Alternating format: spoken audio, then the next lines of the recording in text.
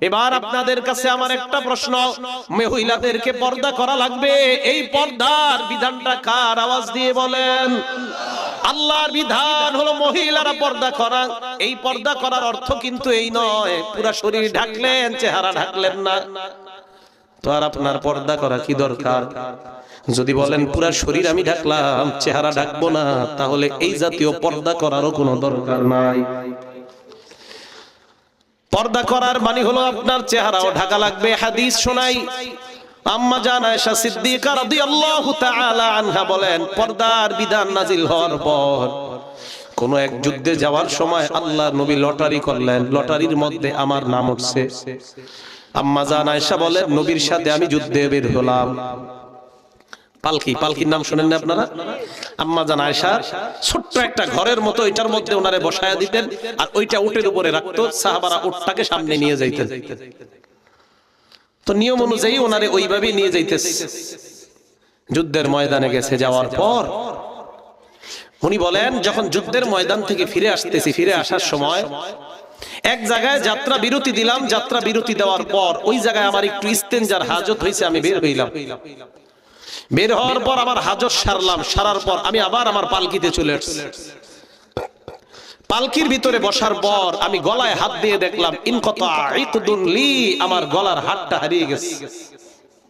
চিন্তা করলাম, হাড়টা কোথায় হারাইলো? মনে পড়লো আমি যেখানে হাজত সারতে গেছি, মনে হয় ওই জায়গায় আমার গলার হাড়টা পড়ে গেছে। বুখারী শরীফের বর্ণনা।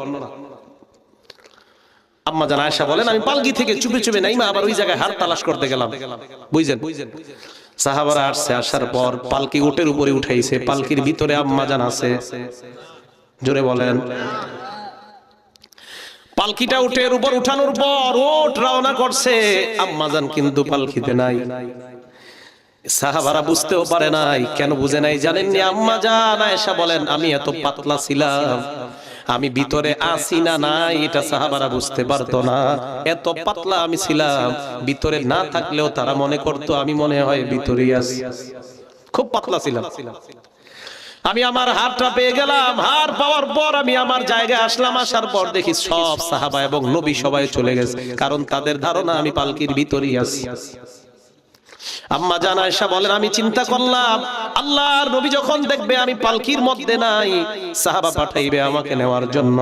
আম্মা জান আয়েশা বলেন, আমি সাথে সাথে ওই জায়গায় বসে গেলাম। বসার পর আমার ঘুম আসছে, আমি ঘুমায়া গেলাম।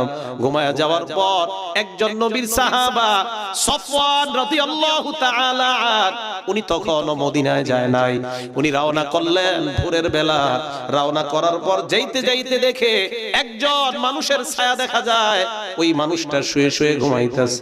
হযরত সফওয়ান তার দিকে তাকায়া দেখে এটা তো অন্য কেউ নয়, উনি হলেন আম্মা জান আয়েশা রাদিয়াল্লাহু তাআলা আনহা। আম্মা জান আয়েশা বলেন, এ দুনিয়ার মানুষ তোমরা প্রশ্ন করতে পারো আম্মা জানকে হযরত সফওয়ান কিভাবে চিনতে পারলেন? আম্মা জান আয়েশা বলেন, পর্দার বিধান নাজিল হওয়ার আগে সফওয়ান আমাকে দেখছিল, এই কারণে আমারে চিনতে পারছে। দেখার পর সাথে সাথে সফওয়ান পড়লো, ইন্না লিল্লাহি ওয়া ইন্না ইলাইহি রাজিউন। হযরত সফওয়ান আম্মা জান আয়েশাকে দেখে ইন্না লিল্লাহ পড়লেন। আম্মা জান আয়েশা বলেন, ইন্না লিল্লাহর আওয়াজে আমার ঘুম ভেঙে যায়। আমি ঘুম থেকে ওঠার পর সাথে সাথে আমার মুখ আমি ঢেকে নিলাম। এর মানে কি বোঝা যায়? আম্মা জান বলেন, পর্দার বিধান নাজিলের আগে সফওয়ান আমাকে দেখছে, এখন তো পর্দার বিধান নাজিল হয়ে গেছে। যেই মাত্র সফওয়ানকে আমি দেখলাম, সাথে সাথে আমি আমার চেহারা ঢেকে নিলাম। আপনাদের কাছে জানতে চাই, চেহারায় যদি পর্দা করা না লাগে, আম্মা জান কেন তার চেহারা ঢাকলেন? এবার আপনারা বলেন, চেহারা ঢাকা লাগবে কি লাগবে না? আম্মা জান আয়েশা যখন মুখ ঢাকলেন, ঢাকার পর সফওয়ান উটটা বিছায়া দিলেন, উটের উপর আম্মা জান উঠলেন। আম্মা জান আয়েশা বলেন, সফওয়ান ইন্না লিল্লাহ ছাড়া আর কোন শব্দ আমার সামনে উচ্চারণ করে নাই। আমি উটের উপর উঠলাম, মুনাফিকরা মদিনায় রটনা করে দিল নবীর বিবি আম্মা জান আয়েশা আর সফওয়ানের মধ্যে উল্টা পাল্টা সম্পর্ক আছে। আওয়াজ দিয়া বলেন নাউজুবিল্লাহ। চিন্তা করেন, নবীর বিবিরও ছাড়ে নাই। কয় কি হইছে? হ্যাঁ, নবীর বিবি আর সফওয়ান চুপে চুপে বিছানে রয়ে গেছে। ঘটনা কি? বুখারী শরীফের বর্ণনা। আম্মা জান আয়েশা বলেন আমি মদিনায় আসলাম, অসুস্থ হয়ে গেছি আমি মদিনায় এসে। কয় নবীজি আমার সাথে আগে যেরকম আচরণ করতো এখন আর এরকম করে না। কয় কেন? কয় আমি ঘরের মধ্যে অসুস্থ, নবীজি আমারে আগে অসুস্থতার অবস্থায় যে আদর করতেন, মহব্বত করতেন, এখন ঘরে ঢুইকা খালি কয় আসসালামু আলাইকি কাইফা তিকি, আসসালামু আলাইকুম আয়েশা তুমি কেমন আছো, আর কিছু জিগায় না। বুঝছেন? আম্মা জান আয়েশা বলেন 1 মাস পর্যন্ত আমি অসুস্থ, কিন্তু 1 মাসে আমি কিছুই জানি না মদিনায় যে উল্টা পাল্টা ঘটনা হইছে। 1 মাস পর্যন্ত মদিনার অলিগলির মধ্যে একটাই চর্চা, নবীর বিবি আর সফওয়ানের মধ্যে উল্টা পাল্টা সম্পর্ক। চিল্লায় অন্তর থেকে বলেন নাউজুবিল্লাহ।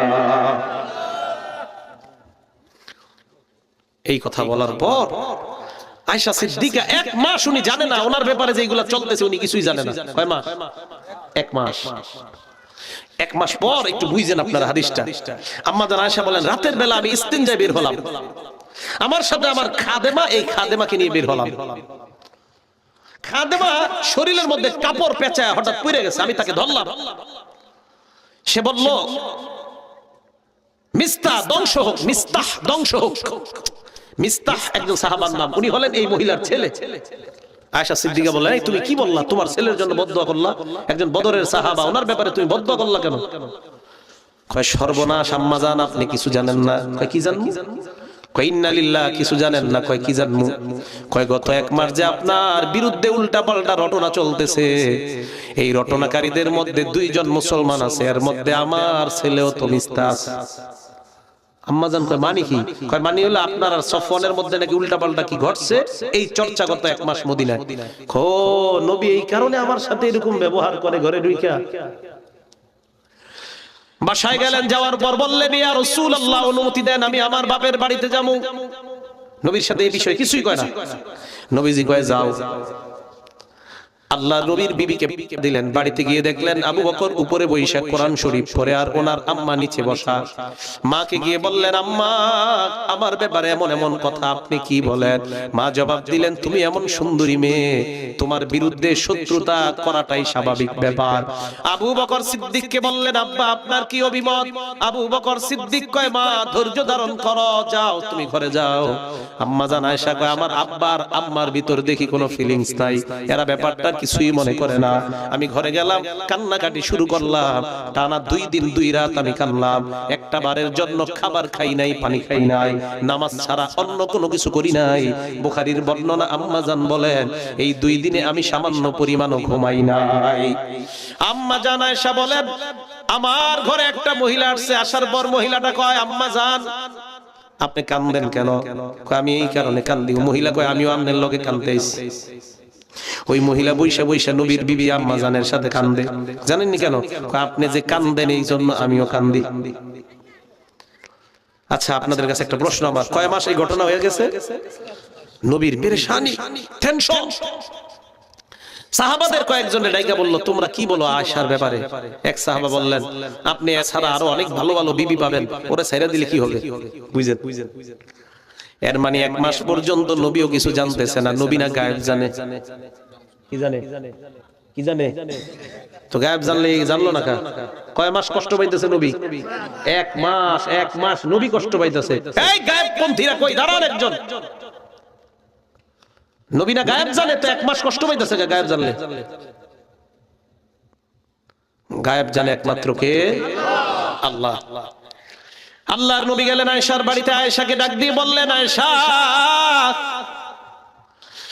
আয়েশার কাছে যাওয়ার আগে আয়েশার খাদেমাকে ডাক দিয়ে বললেন ও খাদেমা আয়েশারে তুমি কেমন জানো বলো? আয়েশা কেমন? খাদেমা কয় এই আয়েশার মতো এমন মেয়ে দুনিয়ায় হয় না, খালি একটা দোষ আছে। কয় কি দোষ? কয় জানেননি কেমন সহজ সরল। আয়েশা যখন খোলার মধ্যে পিঠা দেয়, ওই পিঠা খোলার মধ্যে দিয়ে ঘুমায়া যায়, কুকুর আসে ছাগল আইসা পিঠা খায়ালায় বলতেও পারে না। হুজুর আপনার বিবি এমন সহজ সরল, চিন্তা করেন। কয় খোলায় পিঠা দেয়, পিঠা দিয়ে ঘুমায়া যায়, এত সহজ সরল আয়েশা। আল্লাহর নবী এই কথা শোনার পর আয়েশার কাছে গেলেন, যাওয়ার পর বললেন আয়েশা তোমার কাছে আমি আসলাম, কিছু কথা জিজ্ঞাসা করতে চাই। আয়েশা বললেন কি বলবেন বলেন। আয়েশা যদি কিছু ঘইটা থাকে আল্লাহর কাছে তওবা করো, আল্লাহ তওবা কবুল করবেন। আর যদি কিছু ঘইটা না থাকে আল্লাহ তোমাকে পুত পবিত্র করবেন। আয়েশা তার মা বাবার দিকে তাকায় বললেন, আব্বা আপনি জবাব দেন। মারে বললেন, আম্মা আপনি জবাব দেন। আবু বকর সিদ্দিক কয়, নবীর সামনে আমি কিছু কইতে পারবো না। মা কয়, আমি নবীর সামনে কিছু বলতে পারবো না। আম্মা জান আয়েশা বলেন, তার মানে যা বলার আমারই বলা লাগবে। আল্লাহর নবীকে ডাক দিয়ে বললেন, হাবিব আমি যদি বলি এই অপরাধ আমি করছি, আমার আল্লাহ জানে আমি করি নাই, তাহলে আপনারা বিশ্বাস করে নিবেন, কারণ আপনাদের অন্তরের মধ্যে আমার ব্যাপারে সন্দেহ আছে।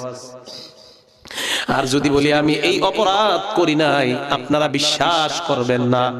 ফাসবরুন জামিল, আমি ধৈর্য ধারণ করলাম, আমি আল্লাহর উপর ভরসা করলাম, যা ফয়সালা আমার আল্লাহ করবে, আমি এছাড়া অন্য কিছু আর বলতে পারবো না। আম্মা জান আয়েশা বলেন, আমি দৌড়ে আমার বিছানায় গেলাম, বিছানায় শুয়ে আমি কান্না করতে লাগলাম। আল্লাহ নবী ঘরের বাইরে গেলেন, যেই মাত্র দরজায় গেলেন আল্লাহ আসমান থেকে আমার পবিত্রতা ঘোষণা করে কোরআনের 10টা আয়াত নাজিল করে দিলেন। আল্লাহর নবী ঘরে আয়েশা কয়, আয়েশা সুসংবাদ গ্রহণ করো। বিবি তো একটু অভিমান করছে। আবু বকর কয়, যাও নবীর সামনে যাও। কয়, আমি ওনার সামনে যাবো না। মা কয়, যাও যাও স্বামীর সামনে যায়। কয়, যাবো না, আমার বিশ্বাস করে নাই কেন? আয়েশা কয়, আমি আল্লাহ ছাড়া কারো সামনে যাব না। এই যে আয়েশা এই হাদিসের মাধ্যমে কি বুঝাইলেন? পর্দার আয়াত নাজিলের পরের এই ঘটনা। আয়েশা বলেন, পর্দার আয়াত নাজিলের পরে সফওয়ান আমারে দেখা চিনছে, তোমরা কিন্তু সন্দেহ করবা না। এই চিনার অর্থ হলো এই, পর্দার আয়াত নাজিলের আগে সফওয়ান আমাকে দেখছে, পর্দার আয়াত নাজিলের পর দেখার সাথে সাথে আমি আমার চেহারা ঢেকে ফেললাম। তাহলে আপনাদের কাছে প্রশ্ন, পর্দার মধ্যে চেহারা অন্তর্ভুক্ত কিনা? পর্দা করা চেহারার মধ্যে লাগবে কি লাগবে না? আরো জোরে বলেন।